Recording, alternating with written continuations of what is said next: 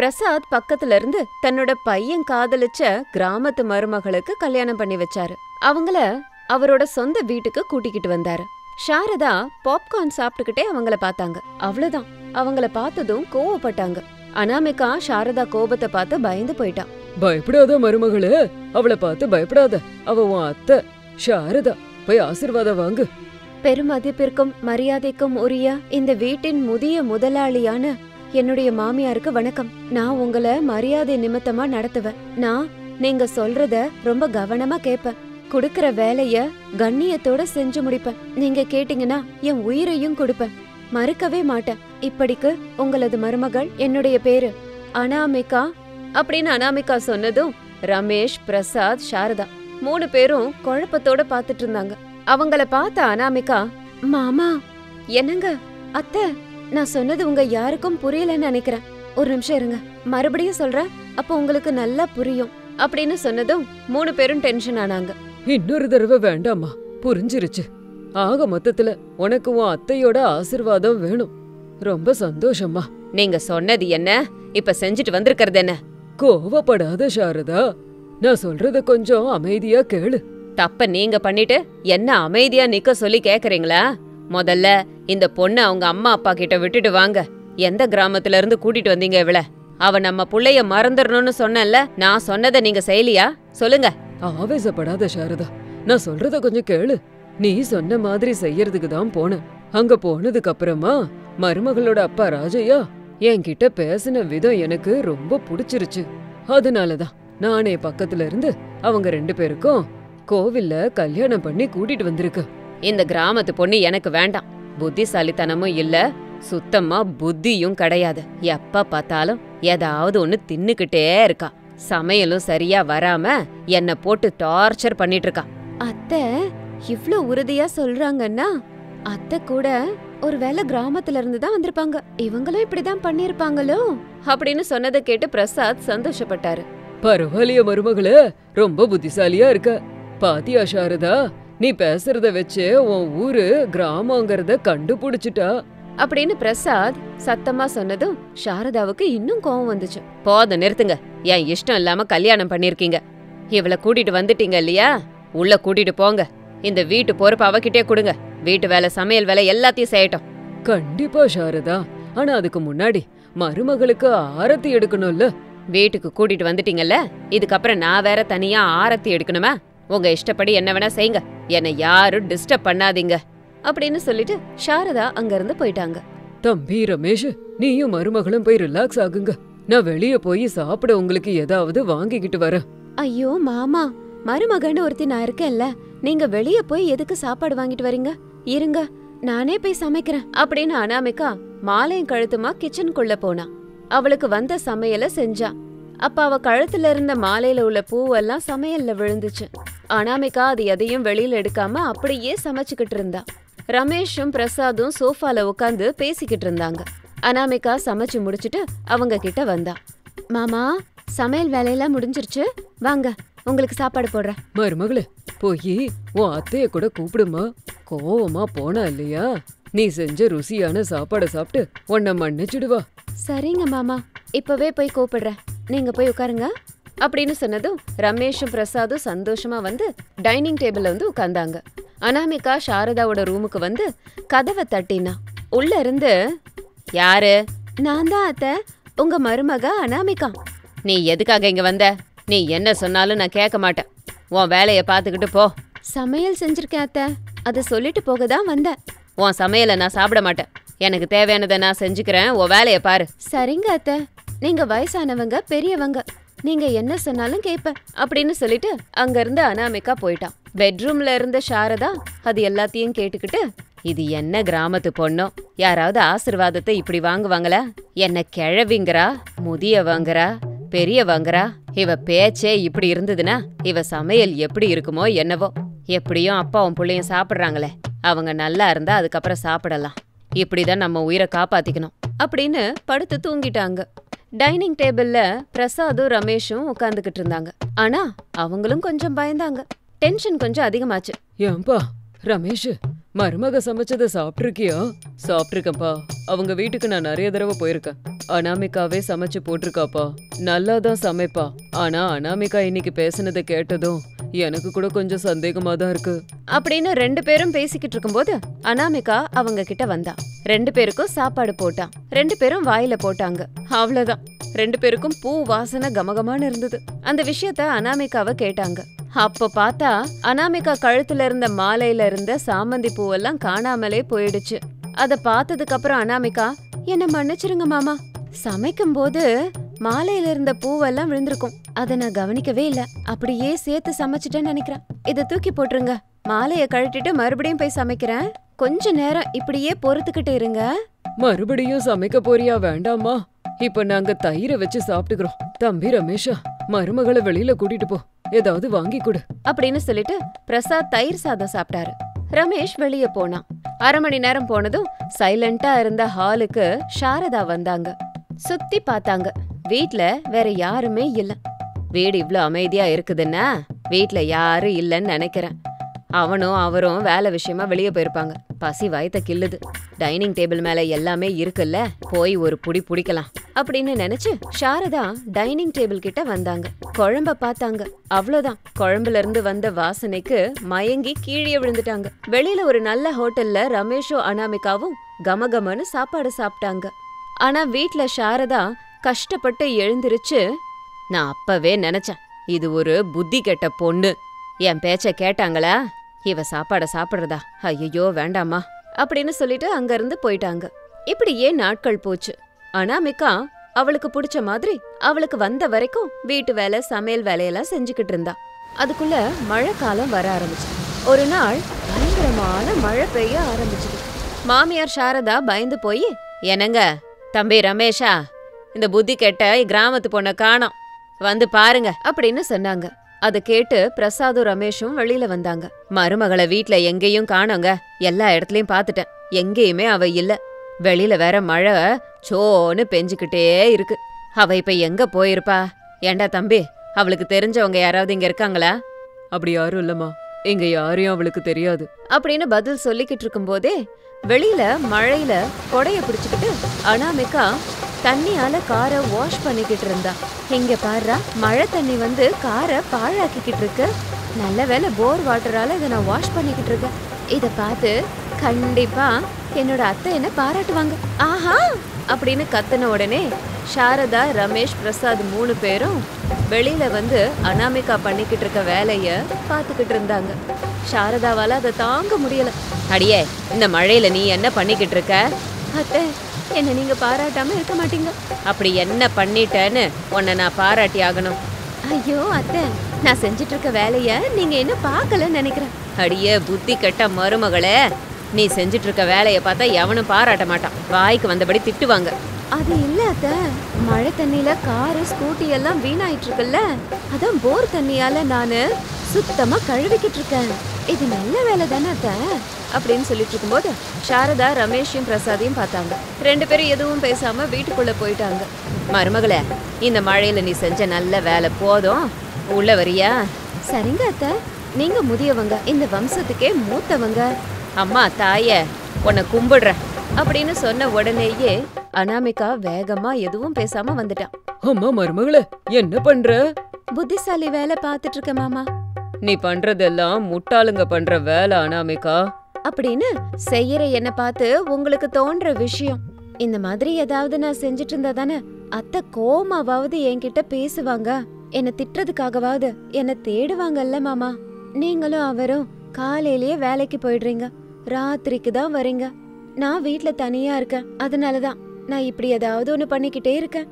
அத பார்த்துட்டு அத்தை அப்படின்னு சொல்லிட்டு இருக்கும் போதே அனாமிகா கிட்ட சாரதா வந்தாங்க. அவ சொன்னதை கேட்டு, மன்னிச்சிருடிமா, இனிமே நான் உன்னை திட்ட மாட்டேன் அப்படின்னு சொன்னதும் அப்பாவும் புள்ளையும் சந்தோஷப்பட்டாங்க. அன்னையில இருந்து மாமியார் மருமக எல்லாத்தையும் பகிர்ந்துகிட்டு சந்தோஷப்பட்டாங்க. மருமகளான அனாமிகா தன்னோட ஏழை அத்தையான சாரதம்மாவை கூட்டிக்கிட்டு பெரிய மால்ல இருக்கிற ஐஸ்கிரீம் பார்லருக்கு வந்தா. அப்போ சாரதம்மா தன்னோட மருமகளை பார்த்து, மருமகளே, நம்மளோட நிலைமை என்ன?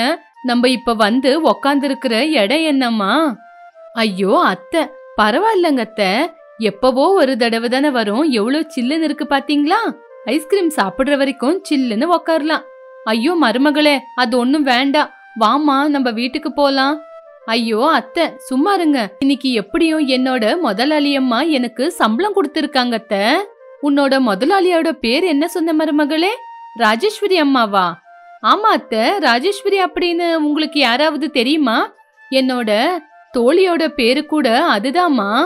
நாங்க 3 பேரும் மந்தாரப்பள்ளி அப்படிங்கிற ஒரு கிராமத்துல இருக்கிற கோயிலுகிட்ட பழத்தை வித்துக்கிட்டு சந்தோஷமா வாழ்க்கையை நடத்திக்கிட்டு இருந்தோம். சரி, இப்ப அவங்க எங்க இருக்காங்க அத்தை? எனக்கு தெரியலம்மா, வியாபாரம் செய்யறோன்னு பட்டணத்துக்கு போயிட்டாங்க. நம்ம கூட பொழைக்கிறதுக்காக இப்படி பட்டணத்துக்கு வந்துட்டோம்ல. இப்படி இவங்க 2 பேரும் பேசிக்கிட்டு இருக்கும்போது அங்க ஐஸ்கிரீம் பார்லர்ல வேலை செய்யற ஒரு பொம்பளை சில்லுன்னு இருக்கிற ஐஸ்கிரீமை கொண்டு வந்து இவங்களுக்கு கொடுத்தாங்க. ஐயோ மருமகளே, இது என்னம்மா இவ்வளவு சில்லுன்னு இருக்கு?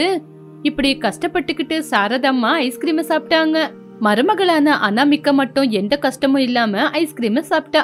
இப்படி கொஞ்ச நேரத்துக்கு அப்புறம் மாமியார் மருமக 2 பேரும் சேர்ந்து ஐஸ்கிரீமை சாப்பிட்டு பில்லு கட்டிட்டு வீட்டுக்கு வந்தாங்க. இப்படி எல்லாருமே குடும்பத்தோட சந்தோஷமா இருந்தாங்க. மறுநாள் காலையில ரிச் ராஜேஸ்வரி வேலைக்காரியான அனாமிகா கூட நின்னுகிட்டு இருந்தா. ஏமா அனாமிகா, நீ சொன்ன சூப்பர் மார்க்கெட் இதுதானா? ஆமா மேடம், நான் சொன்ன மார்க்கெட் இதுதான். இங்க உங்களுக்கு வீட்டுக்கு தேவையான எல்லா வீட்டு பொருளுங்களும், அதே மாதிரி துணிமணிங்க, வீட்டுக்கு தேவையான பர்னிச்சருங்க, ஃப்ரிட்ஜ், வாஷிங் மிஷின் எல்லாமே கிடைக்கும் மேடம். இவ்வளவு தூரம் வந்துட்டோம் இல்ல மேடம், ஒரு தடவை உள்ள போய் பார்த்துட்டு வந்துடலாம். உங்களுக்கு இது பிடிக்கலனா இன்னொரு சூப்பர் மார்க்கெட்டுக்கு போலாம். சரி அனாமிகா?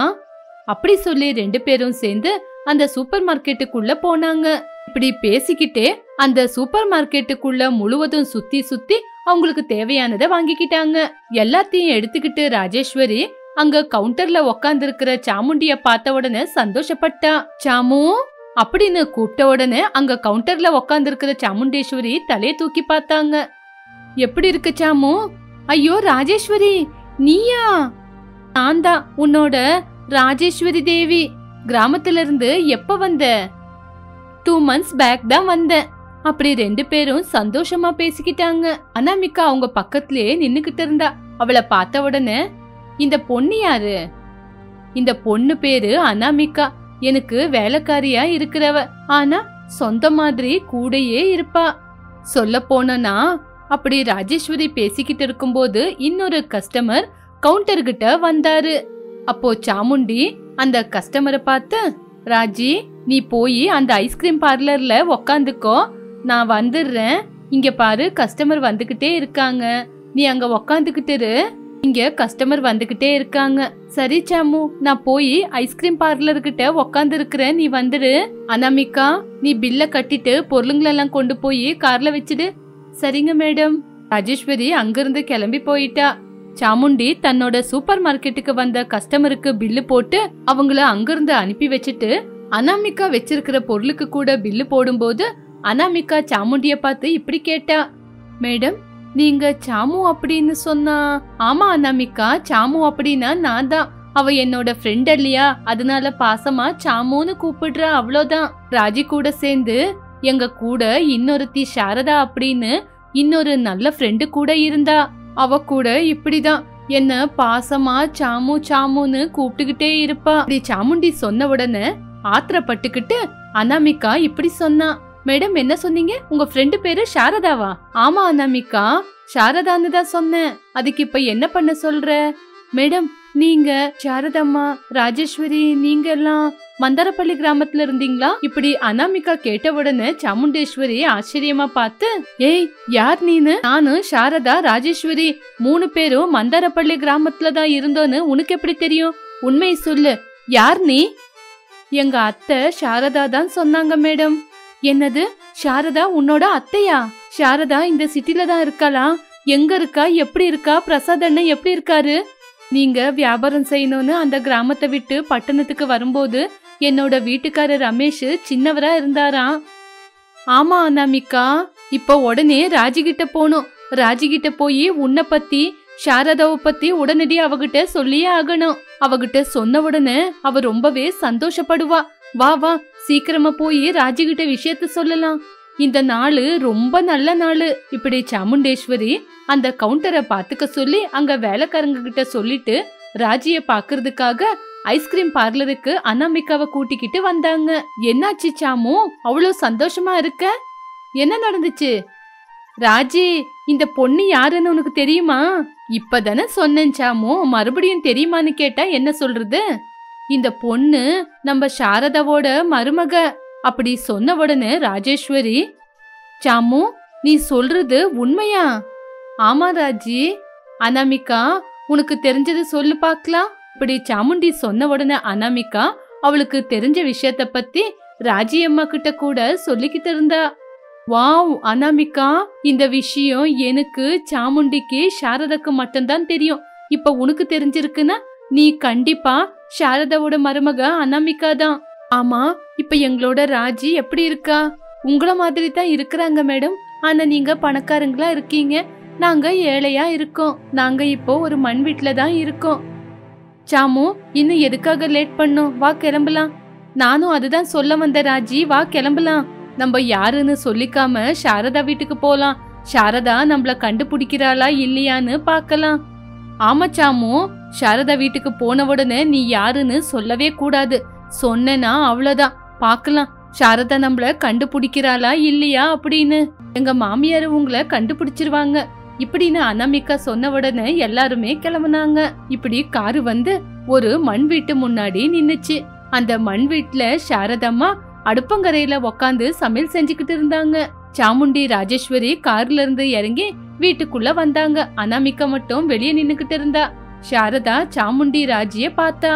கொஞ்ச நேரத்துக்கு அப்புறம் ரொம்பவே சந்தோஷப்பட்டுக்கிட்டு வந்தா.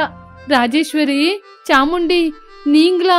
கடவுளே, நான் பாக்குறது உண்மைதானா? நீங்க என்ன தேடி என் வீட்டுக்கு வந்துட்டீங்களா? என்னால நம்பவே முடியல அப்படின்னு சாமுண்டி கைய புடிச்சுக்கிட்டா. ராஜேஸ்வரியோட கைய கூட புடிச்சுக்கிட்டா. அப்ப உண்மைன்னு தெரிஞ்சிச்சு. அட ஆமா, உண்மைதான். இப்படி சாரதம்மா சொல்லும் போது அனாமிகா உள்ள வந்தா. உண்மைதான் அத்தை, உங்களோட ரிச் ஃப்ரெண்டுங்க உங்களை பார்க்க வந்திருக்காங்க. ஆமா அனாமிகா. ராஜேஸ்வரி, சாமுண்டி, இருங்க, அந்த பக்கம் சேர் போடுறேன், அப்படி உக்காருவீங்க. இப்படி சாரதம்மா ஒரு கயிறு கட்டல போட்டாங்க. கட்டில மேல 3 பேரும் உக்காந்தாங்க. அத்தை, நான் டீ போடுறேன், நீங்க பேசிக்கிட்டு இருங்க. என்ன அத்தை, அடுப்புல உக்காந்து சமையல் செய்றீங்க? ஆமாமா, கேஸ் முடியற மாதிரி இருந்துச்சா, அதுக்குதான் விறகு அடுப்புல சமையல் செஞ்சுக்கிட்டு இருந்தேன். இதோ அதுக்குள்ள என்னோட ஃப்ரெண்ட்ஸுங்க வந்துட்டாங்க. சாரதா, எங்களை இங்க கூட்டிட்டு வந்தது உன்னோட மருமக அனாமிகா தானே? அது எப்படி? ராஜேஸ்வரி கிட்ட வேலை செய்யறது அனாமிகா தானே? என்னோட சூப்பர் மார்க்கெட்டுக்கு இவங்க 2 பேரும் வந்திருந்தாங்க. நான் தான் ராஜிய கண்டுபிடிச்சேன். அனாமிகா நாங்க பேசுறது பார்த்து எங்களை கண்டுபிடிச்சிட்டா. நீதான் உன்னோட மருமக கிட்ட நம்மள பத்தி சொல்லிருக்கியாமே. இப்ப மட்டும் இல்லங்க மேடம், எந்த விஷயம் வந்தாலும் எங்க அத்தை அந்த நேரத்துல உங்களை நினைச்சுக்கிட்டே இருப்பாங்க. ஒரு நாள் இல்ல ஒரு நாள் உங்களை கண்டிப்பா பாக்குவேன்னு சொன்னாங்க. இப்ப பாத்துட்டேனே மருமகளே. இப்போ எனக்கு உயிர் போனாலும் பரவாயில்ல, வியாபாரம் செய்யறதுக்காக சிட்டிக்கு போறோம்னு சொன்னாங்க. நான் எவ்வளவோ கெஞ்சி கேட்டேன், போவாதீங்க, வியாபாரத்துக்கு பட்டணத்துக்கு போவாதீங்கன்னு. என் பேச்சு கேட்காம போறாங்கன்னு கோவமா இவங்களுக்கு சாபம் கூட விட்டேன். இவங்களுக்கு ஏதாவது ஆகட்டும்னு கூட நினைச்சேன். ஐயோ சாரதா, நீ அப்படியெல்லாம் நினைக்கிறவளா? இங்க பாத்தியா நாங்க எவ்வளவு நல்லா இருக்கோம். எங்ககிட்ட நீ எதுக்கு மன்னிப்பு கேட்கணும்? பட்டணத்துக்கு வந்ததுக்கு அப்புறம் உன்னை பாக்கணும்னு எவ்வளோ தடவை யோசிச்சோம், ஆனா முடியவே இல்ல. அதை தவிர நீ எங்களை திட்டுன, உன்னை பார்க்க வரக்கூடாதுன்னு நாங்க எப்பவுமே யோசிக்கல சாரதா. நம்ம சண்டையெல்லாம் எப்பவோ மறந்துட்டோம், சரியா? சரிடி, இரு, அனாமிகா போய் டீ கொண்டு வா. அனாமிகா போய் டீய போட்டுக்கிட்டு இருந்தா. சாரதா, சாமுண்டி, ராஜேஸ்வரி 3 பேரும் உக்காந்துக்கிட்டு சந்தோஷமா பேசிக்கிட்டு இருந்தாங்க. அதுக்குள்ள அனாமிகா டீய கொண்டு வந்தா. இப்படி அன்னையில இருந்து டைம் கிடைக்கும் போதெல்லாம் ஏழை மாமியார், ரிச் ஃப்ரெண்ட்ஸ் எல்லாருமே சேர்ந்து சந்தோஷமா உக்காந்து பேசிக்கிட்டு இருந்தாங்க.